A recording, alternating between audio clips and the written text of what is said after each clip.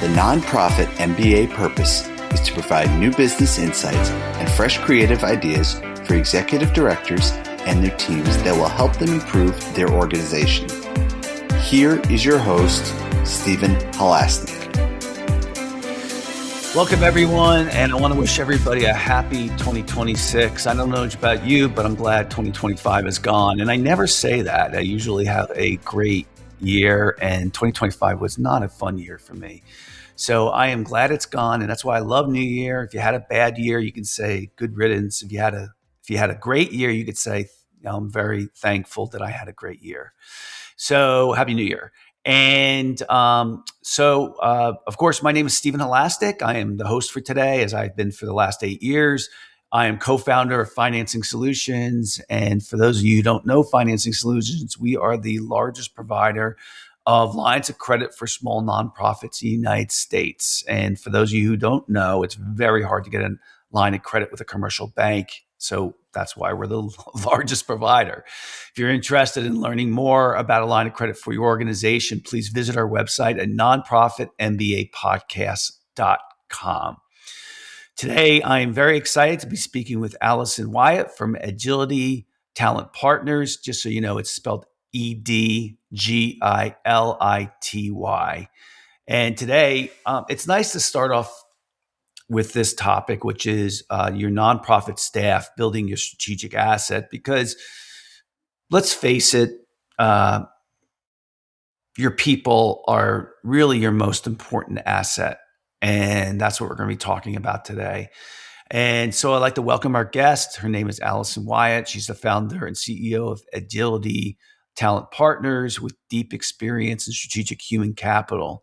She specializes in building equitable, sustainable compensation talent strategies that help organizations attract, retain, and develop high-performing, mission-aligned teams. Allison holds an MBA from MIT's Sloan School of Management and a BA from Wesleyan University. Allison, welcome to today's Nonprofit MBA Podcast. Thank you, Stephen. I'm thrilled to be here. So I've asked in the last, now it's 13 months.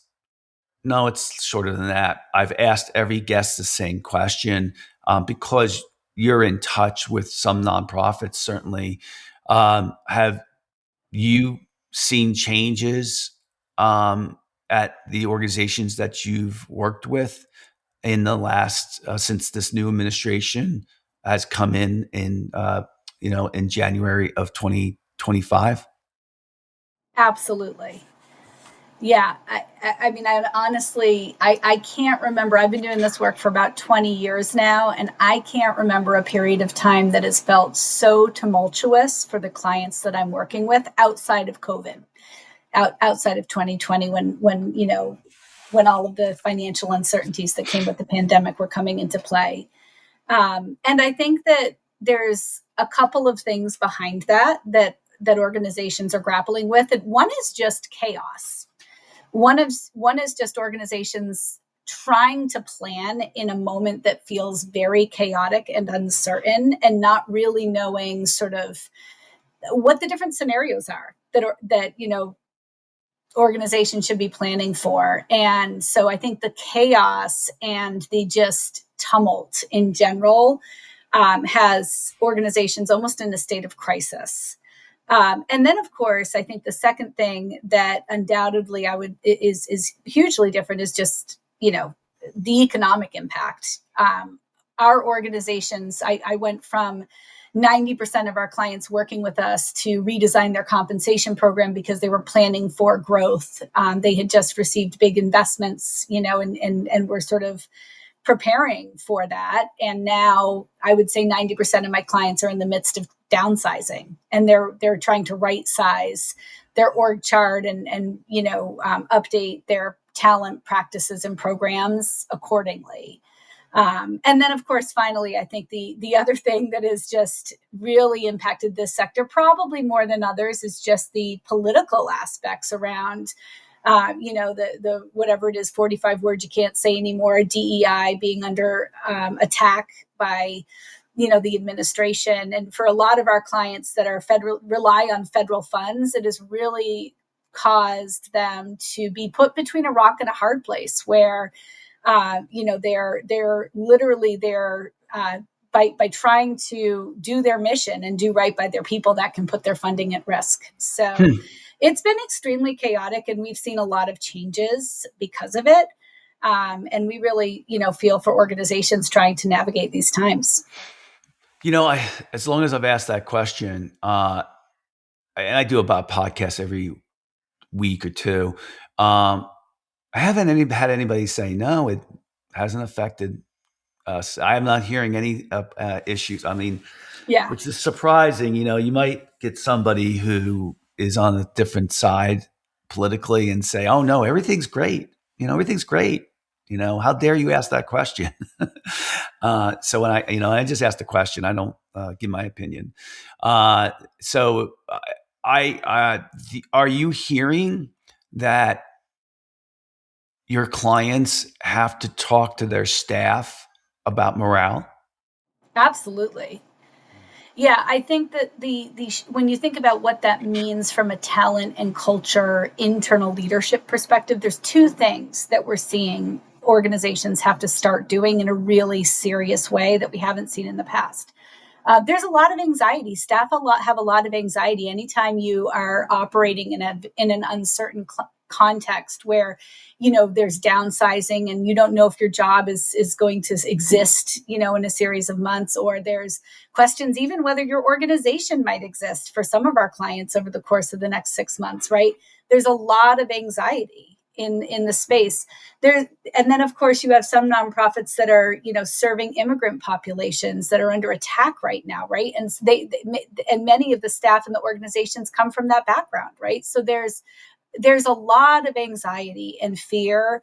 And I think organizations are having to offer support for staff who are also feeling personally just like the ground has been taken out from underneath them. So that's certainly a new thing. I think the other thing, though, is that, and this is, I guess, a little bit of a silver lining around, the financial pressure on the sector. I think organizations are starting to think very seriously about developing and investing in the people they have on the bus. So, as I mentioned, a lot of organizations were preparing for growth. They were thinking about recruiting new staff, building the team, updating, their compensation program, making sure they were really competitive. These are all really wonderful things, right? But what's always kind of felt like it's gotten swept under the rug to me is just the professional development, career growth opportunities. I've, again, been doing this work for 20 years, and no matter what type of engagement I'm called into to help an organization with it, I always start with discovery. I always start by talking to staff, surveying staff. And over the course of 20 years, the biggest pain point that I've heard from the actual staff in this sector is feeling like there's not clear opportunities for growth. There's not really meaningful investments in their professional development and advancement as professionals, and maybe even a sense of feeling underappreciated, right? And I think organizations right now are realizing we're not growing. We're not bringing new people onto this bus. Like, we got to figure out how to do the best we can with the people here. And so we are seeing more organizations get really serious about answering those questions for their people. And so hopefully that builds some muscle that gets sustained as we come out of what is an extremely difficult moment. But I do think I'm seeing more focus on that right now. So just to play devil's advocate for our listeners, Yeah. if they were on air right now, they might say something like, listen, my budget has got cut. We're fighting for survival. And now you're asking me to put money into training for my existing staff. How would you respond to that? Yeah. I think that there's two ways I would respond to that. I think the first is that a lot of the things that fall in that bucket don't cost a lot of money. Like really taking the time to articulate competencies, career pathways. This is just your leadership team sitting down and taking the time to answer strategic questions about your talent, right? It takes time. It doesn't cost a lot of money. It's not like you go out and buy a training program, right? figuring out ways to hold managers accountable for delivering good feedback, coaching, recognition, like really just getting focused on doing these things well. All of this stuff is free to do, right? So there's a lot you can accomplish without having to spend a lot of money. The other thing that I would say, though, that's really important for people to understand is the people who are staying with you are doing that in an extremely difficult moment, especially if you are downsizing right now. You need to take care of the people who stay on the bus, because they're sticking with, anybody can stick with an organization when things are great, right?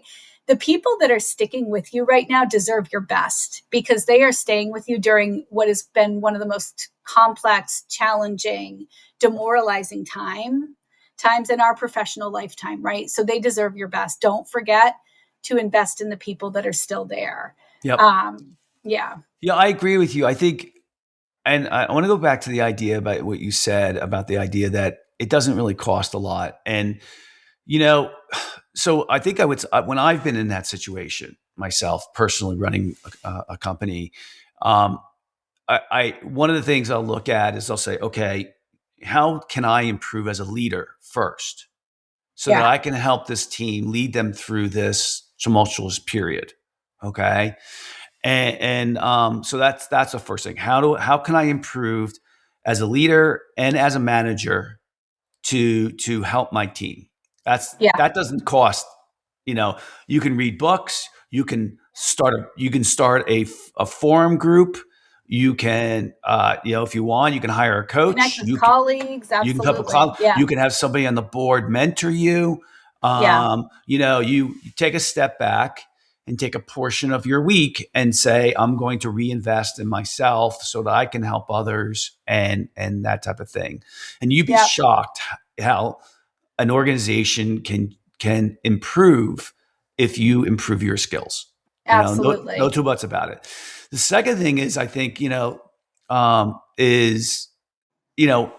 can we improve our existing systems, our processes, our systems, our management team? How can we improve them? One of the ways that I've done it in the past, and this is just, to give some examples and ideas, is, pick up a book and have everybody read it, and you have a meeting where you go through that book and you implement what's in that book. I would tell you some of the best work me and my team have ever done is when we did that type of work together. Absolutely. And Absolutely. and that's worked out really, really well. Or a podcast. There are some fantastic podcasts too, right? Like, I think that there's so much information. There are so many resources at our fingertips. It's just a matter of making it a priority and saying, I'm going to, put a meeting on the calendar with my leadership team for an hour once a month or every other week, and we're going to chip away at this book and read a chapter or read, listen to these episodes, and we're going to get better at this, right? Yeah. And I think many times leaders can get away without doing that. This is not one of those times. Like, this actually is going to put a lot of pressure on all of us to optimize and do right by our people. So yeah, I agree. And I would say too, the one thing that I learned over, 30, 40 years of experience now, is pick one or two things that you really want to get good at in 2026. Don't come up with the next great idea every single week or every single month. You want to be able to say at the end of 2026, and if I'm looking back at it in January of 2027, and I'm looking back, you want to be able to point to one thing that you really focused in, or two things that you really dove into, and say, we really got good at this. Yeah. Because, your staff will appreciate that. It'll make things less chaotic. You won't always be putting out fires, so to speak. And, just try to pick one thing really that you say is, we're really going to dig into this. I know my staff used to hate it when I would go away to a conference. This is a long time ago. and I'd come back with a million ideas. Right. That's too much. Yeah. So, If I could pick two, yeah, that's please. if I could pick two things that if you're not already good at this and you're leading a nonprofit, I would definitely have this be in my top two list. I think first is authentic, transparent communication. Get ahead of the messaging. I think this is something I see a lot of nonprofit leaders fall into, like, oh, times are chaotic, times are tumultuous. We're having challenges as an organization, and they just don't say anything. And then all of a sudden, everybody, who knows what narratives are going around the organization, right? It's just everybody's talking, right? Everybody knows that things are challenging. Everybody can see the writing on the wall, right? If you're a leader who shies away from having those authentic, transparent conversations, that's the biggest thing you can do to increase stability and to just take the temperature down and help people feel safer in this moment. So I think that's a big one. And frankly, there's great AI tools out there you can even practice with, right? And like have scenario conversations if it's something that's hard. So I think that's a big one. And then I think the other thing I would say is just human-centered leadership. The people skills, the soft skills are really important. And when I say human-centered leadership, I think that, again, what we hear a lot from staff in nonprofits that in general they're not getting is clarity around, what is expected of me, what is good enough, what is the bar for success? Am I hitting it? How can I get better? Just these day-to-day feedback mechanisms they should be getting from their manager every day. And I think that, again, in stable times, maybe you can get away with that for a while. But with people feeling such anxiety and uncertainty about the world and the organization, don't layer that on top of them too, where they don't even know if they're doing a good job, right? They don't even know how to get better. So I think that just making sure you are really prioritizing being clear, transparent, and people first in your leadership will make a huge difference this year. Yeah, I 100% agree with you. I think the biggest change that I saw was for myself when I was never for the first maybe several years of my business career, I was never a good manager. I was really bad at it. And when I made a change to change my style to be much more positive and to show appreciation toward the people who were working for me, it was based on a really great book that I read called Well Done. It's by a gentleman by the name Spencer Johnson, who is kind of famous for the 1 Minute Manager. Yeah. But he wrote this book called Well Done, which is about how they train whales. And what they basically said is you can't hit a whale with a stick. It's like you have to train the whale through positive reinforcement. And so, one of the things that's become much more common now is you try to find things that people are doing right, not that people are doing wrong. And let's face it, the younger generation doesn't respond great to really bad criticism, right? Totally. Yeah. So you really have to. So I think, whatever you can do as a leader to create an environment of positivity. And I'm not just talking about pumping people up. I'm talking about, is your organization, is it organized? Does it understand its mission statement? Does it know its mission statement? Does it have it written? Does everybody else know it? Does it know its culture? Does it know its objectives and its measurements? Yeah. Does it have are you doing regular meetings and huddles, or are you doing too many of those? Are you getting feedback from your staff, right, on a consistent basis? Are you noticing things that people are doing that you compliment them on? So there's a lot to it. And everybody has their own. I've even advised, first of all, I think nobody just inherently is a good people manager, right? It's a skill that we learn. Some of us are lucky enough to work for a great manager early on in our careers, and we just happen to pick up some really good habits, right? But I would say the vast majority of individuals are not, because we don't teach people this skill, right? We isolate people who are really good at their jobs, who are really phenomenal individual contributors. And then we make them a manager and just expect them to like figure all of that out, right? And so, I think that if this is something where if you haven't really thought about like how am I doing here? Am I doing this really well for my team? And by the way, that's not a one and done process, because things change over time. People need different things from managers and leaders at different times, in different circumstances. I think a lot of people have probably heard about the situational leadership model, right? Like not everybody, it's not like a one size fits all approach here, right? Yeah. So it is a very dynamic process. And I think that one of the things we often think as professionals in the field is like, management happens at the end of your performance review or in my weekly check-in with my staff. Like it's like this thing you carve out in your calendar. And that's not what it is. It should be the water you swim in. It should be, I saw this person do something great. And so I'm going to recognize it in the moment. And I'm going to maybe even publicly recognize it, because now, in addition to that person understanding that this is what I want to see more of, my whole team is now seeing a model of what I want to see more of, right? Or if something doesn't go well, I'm going to take 5 minutes or 1 minute. If the 1 minute manager says you can do it in 1 minute, I think it's probably 5 minutes, right? And just, problem solve like, hey, here's what happened. How do you think that went? What do you think might have worked better? Give the person some ideas, right? This should not be a standalone thing that happens once a week or once a month. It should be an ongoing process that happens all the time. I think it's always easy to use sports metaphors. Like, my son plays baseball, right? If he's having a bad game pitching, his coach doesn't say, oh, wow, I'm going to put that in our Wednesday check-in at 4:00. We're going to talk about.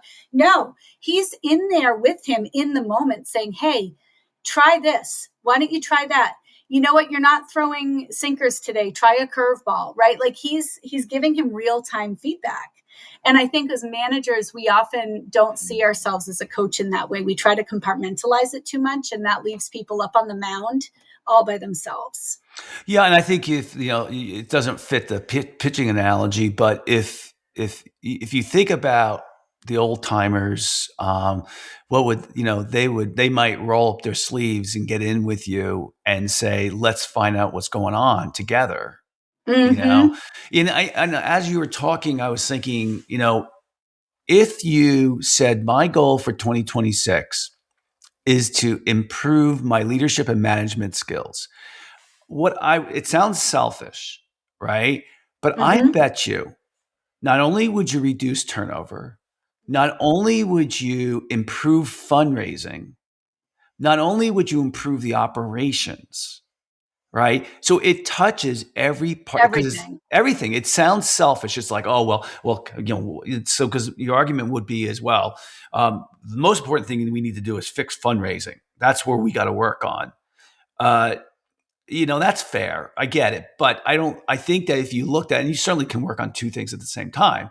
But after hearing you talk, I was like, management skills and leadership skills translates to affecting every part of your organization. And that's where you should put your time in. Absolutely. And it's such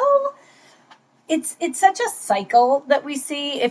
When you don't have good leadership and good management, then you have people who don't have clear roles and responsibilities. Everybody's kind of confused and stepping on each other's toes. Some people have like magically figured it out and they're doing really great work. And they typically get burned out first, because their reward for doing really great work is they just get more and more and more and more and more. And the folks that aren't get less and less and less and less, right? And so now you start to have turnover, and now everybody feels a little bit more burned out because they're taking on that work. And it just becomes this cycle, right? And it's so simple to fix if we just take the time to do the work, right? And I do think that there tends to be almost like an allergic reaction in this sector against like feedback and coaching conversations. Like it's almost a bad thing. But I mean, I always say to my clients, like, clarity is kindness, right? And usually when people don't do a good job, they know. Like have you ever been in a situation where like you do a presentation or you do something and you're like, oh, I feel like that didn't go as well as it should have gone, but I can't quite put my finger on it, but everybody's just being really polite until now you don't even trust those people, right? Now you're like, oh, I get it. When I fall on my face, you're actually not going to like tell me and help me. You're just going to like pretend it didn't happen, right? So I think that clarity is kindness. Obviously, you want to do it in a constructive way. Again, that's people centered, right, with the person's growth in mind. But we don't do anybody any favors by just ignoring what happened and moving on. So I do think that strengths-based coaching is really important, and it's a great place to start if you're a manager who has trouble with constructive feedback. And I agree. But it's not enough. Yeah. It's the hardest thing for me to do, feedback and coaching. I know one of the changes that I made a while ago was by being very authentic and letting them know that it's okay for me to say, I don't know. Yeah. Let's go figure it out together. I don't know the answer. Or, by the way, I didn't handle that really well. I'm sorry. I noticed a huge change when I thought that I was supposed to know all the answers. And when I made that switch and said, I don't know, give me some time. Let me look into it. Or, by the way, I didn't handle that well. I apologize. The other thing, that I had a business coach and for quite a long time. And she asked me this question. She said, when can you lose your temper at work? When can you lose a temper? When is it proper? Mm-hmm. And her answer was never. Never. Never. It's never appropriate, you know? And, some people would say, oh, well, I can do it for effect or something like that. So some of us might have an issue with our emotions getting the best of us. Yeah. I think the best leaders that we probably have all worked for are ones that their emotions are always even keel. Right. They're very consistent. They're very consistent. Yeah. Absolutely. And there's so many things that, there's so many ways to kind of like, I think it starts with self-awareness, first of all, like what is hard for me, right? When it comes to, is it hard for me to keep my cool? Do I get upset? And is that my Achilles heel? Okay, great. Good to know. Now, what's going to be your strategy, right? Are we counting to 5? Are we like, what is it? You got to figure it out. Okay. So now that you got to figure it out. Or is it that I have a really hard time giving constructive feedback? I just like to make people happy. Okay, great. Like, so you're going to implement a process. I have some of my clients who have that situation where you have to do 2 glows and 2 grows every time, at least once a week for each of your direct reports, right? And so it becomes more normalized. It's like, oh, we're just like, this is part of what we do. We coach each other, right?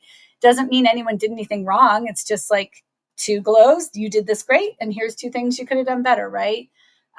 Or thinking about, I think that's the thing that people think that they can't get better at things because it just seems so overwhelming. And so if you can just break it down to like, okay, I know this is going to happen. I know that I'm going to start to feel really angry. Okay, great. What am I going to do in that situation? And then you just keep trying different things until you find something that works. I also want to emphasize, I do feel like there sometimes is this like culture in nonprofits that where failing isn't okay. And failure becomes like a really scary thing. And I think that actually contributes to why many organizations don't like to give feedback, because it's like, oh my gosh, that didn't go perfectly. Right now we have to talk about it. I really try to model as a leader that there's an iterative process, and I'm on a learning journey too. And I'm going to try this, and wow, that didn't work so well. So now I'm going to try that. And so just really modeling and encouraging people to go through that process of continuous learning and growth mindset and failing forward. That's okay, right? The only thing that's not okay is continuing to do the same thing over and over and over again and expecting a different result. Right? Yeah, right. So I think there's a lot you can model I think there's a lot we can do as leaders to just help people break these things down into microbites, right? You talked about the whale and the stick, to use another metaphor. You don't eat an elephant, one bite. You eat an elephant one bite at a time, right? Not in one bite. So just trying to make these changes digestible so that you can show up for your people in the best way possible is not just the right thing to do, but it's really the crux of how nonprofits achieve their mission. I see a lot of organizations, they have a strategic plan, it has a fundraising plan, a marketing plan, a financial plan. Where's the people plan, right? And for many organizations, like 80-90% of their budget is spent on staffing, and we're not going to have a plan for that, right? Can you imagine having an asset that was 80 to 90% of your budget and you have no plan for it, right? Wow. So it's really important, and it's really central to, why we exist as nonprofit organizations. And there's so many ways to kind of make progress and move in the right direction. When you're brought on to help a nonprofit, what are some of the reasons? What are they trying to accomplish? Yeah. So there's kind of two categories of clients, right? There's one category of clients where they're just doing their normal hygiene. I liken it to going to a dentist. They're just kind of trying to stay on top of their talent programs and having us kind of keep things up to speed and up to date. Maybe they haven't benchmarked salaries for 2 to 3 years, or they went through some organizational changes, and they need us to keep things up to date, right? I would say that it would be great if that was the vast majority of our clients. It's not. Most of our clients come in because there's a root canal, right? So they haven't done that ongoing maintenance. And so now there's a problem. Is it usually turnover related? They have a large turnover? It could be a lot of turnover. It could be we can't seem to hire for this position. It could be just grumbling. Just people are really unhappy and feeling like they're being treated unfairly, or it could be that the HR team is getting inundated with employee relations issues because their managers just can't handle basic things, right? And so they're totally overwhelmed, and they have to build bandwidth in their management team. So those are all of the different reasons why organizations can come in. But I think what's interesting for me as a consultant is it's man, I wish that we'd worked with you 2 years ago before you went through 30 people, and now we've got some real damage to the culture we have to fix too, not just the original issue, which if we'd addressed it 2 years ago wouldn't have been such a big deal, right? So I think that my advice to organizations is early intervention and get help. And you asked the question about how do you justify investing in this, amidst this environment. So I'm going to tell you a story about a client that I had recently who came to us after just a simple error, a bad leadership transition. Didn't go well. And they lost about half of their revenue as a result of it. Wow, wouldn't it have been a smart investment to spend $40,000 to have a consultant come in and help think about that transition and have it go well, right? It's one of those things where you kind of don't realize how much damage things like this can do until you're in retrospect. So we do a lot of work with organizations around succession planning to try to avoid those situations. But then unfortunately for many of our clients, they don't know what they don't know. And they come in after the damage has already been done. And now it's a whole different ballgame of trying to rebuild an organization from the ground up. It's going to take a couple years, right? I would say that's turnover, transitions that haven't gone well, change management efforts that haven't gone well, compensation programs that were built with no engagement from staff, and now there's organ rejection. Everybody's furious, right? And the organization doesn't have good answers because they don't really understand how it works either. So a lot of things, it's just a lot of those pain points where it's just not working. And people are vocal. I think that especially when it comes to their careers and compensation and being treated fairly, it's gonna be a pain point. And I think especially in a sector where we're all about equity and fairness and inclusion, and our values, right, need to be reflected in how we treat our people too, not just the work we expect them to do externally. Yeah, I like what you're saying. I wonder if a lot of people have already done their planning for 2026. I After having this discussion with you, I think if I was in a leadership role at a nonprofit, I would say 2026 is going to be the year of um, of my staff, of us being great at managing. And these are the things at the end of 2026 that I want us to see that we've done really, really well on. It could be, Yeah.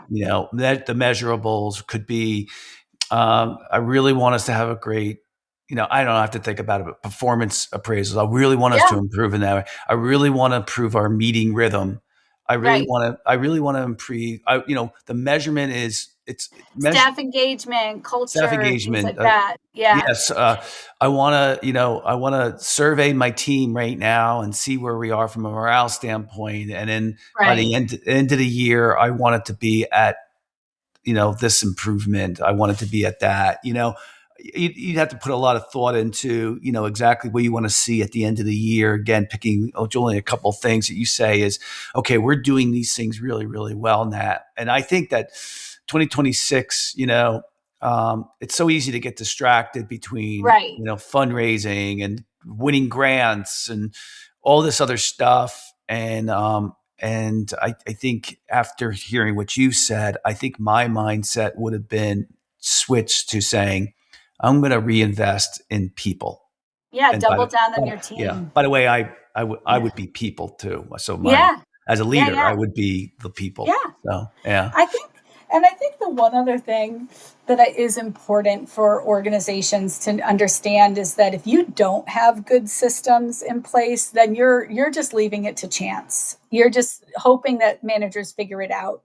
And I think we know that not everybody will. Some folks will kind of muddle through and read the books and listen to the podcasts and do okay, and other people won't. But what I can guarantee is that everybody will do it differently.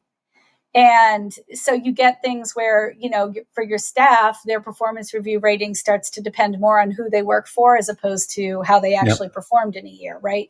That feels unfair. Guess what? That doesn't just feel unfair. That is unfair, right? So I think this is where if part of the problem as an organization is that you haven't answered these questions, you haven't told managers, here's how we do this. We're going to calibrate. We're going to help. We're going to train you.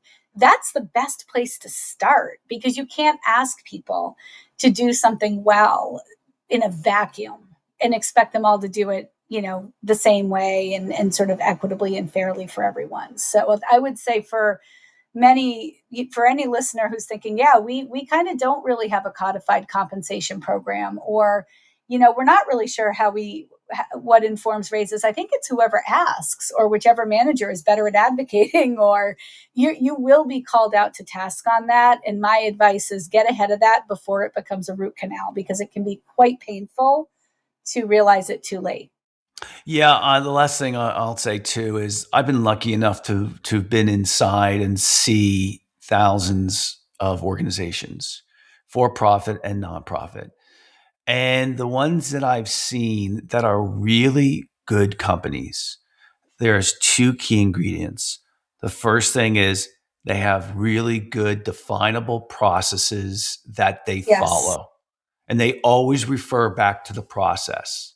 Yep. So it's not like they write it and then no one even knows it exists. They are constantly following a process. And if there's an issue, they look back at the process. And then if it's a process problem, they fix the process. If it's this, so the second thing that I've seen when I'm inside organizations is that really good organizations know how to treat their people really, really well. Yep. And let's face it, who doesn't want to be a leader of a company that does those two things really, really well? And what happens is, who doesn't want to work for that leader? Yeah. Right? Yeah. And let's face it. I mean, listen, we're all working, 40 years of our lives, 50 years of our lives. I hate to use the word legacy, but you want to be able to walk away saying, wow, I really improved. I did better. I was a better leader. I was a better manager. And that's my legacy that I have. I made it. I influenced people for the better of their lives because I became better at my job as well. Absolutely. Yeah. Yeah. All right. So listen, that's all the time we have for today. I'd like to thank so very much Allison Wyatt from Edgility.